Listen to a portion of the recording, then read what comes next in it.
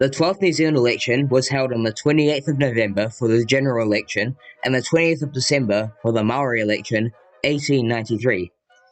1893 was the year universal suffrage was granted to women over 21, including Maori, plural legislation was abolished, plural voting for Maori property owners was abolished, and only those whose descent was exactly half Maori were allowed to choose whether to vote in the European or Maori electorates.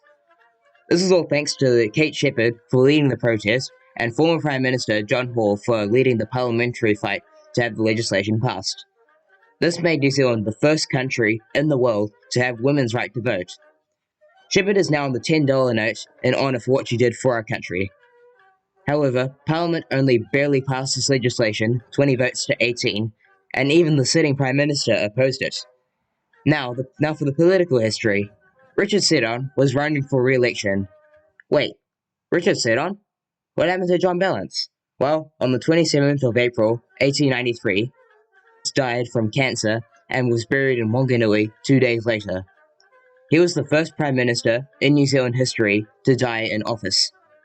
Now the Liberal Party was looking for a new Prime Minister, but who could replace Ballance?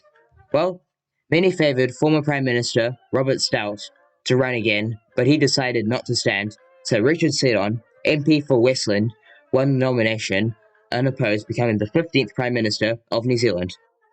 Now let's look at the Conservative Party. Due to rapid health decline, Atkinson left Parliament straight after Ballance was sworn in and died 5 months later. This meant that the struggling Conservative Party was in desperate need for a good leader, so they elected John Bryce, MP for Waikato, as their new leader. But it didn't take long for New Zealanders to find out how nasty Bryce was, as he refused to withdraw all his nasty criticism to Ballance, and the Speaker of the House dismissed him from Parliament, and he never came back. Bryce was replaced by William Rolleston, MP for Halswell, as the new leader of the Conservative Party on the 31st of August, 1891. By this point, the Conservatives were not very popular among the public and lost lots of supporters. And to top this, because of John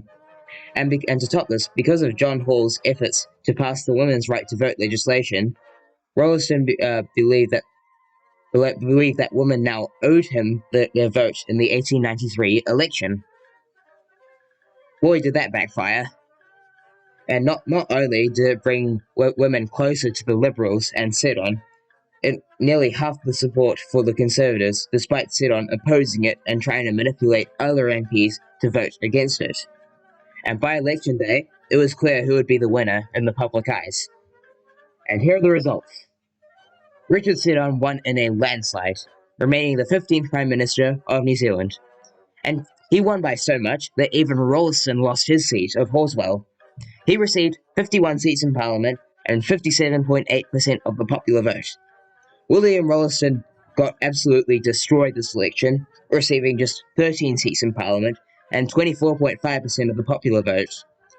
10 seats in Parliament and 17.7% of the popular vote went to independent candidates this election, and much like the previous election, the electoral map was much more liberal than conservative. Oh, and get used to that name, Richard Seddon. He's going to be around for a long time.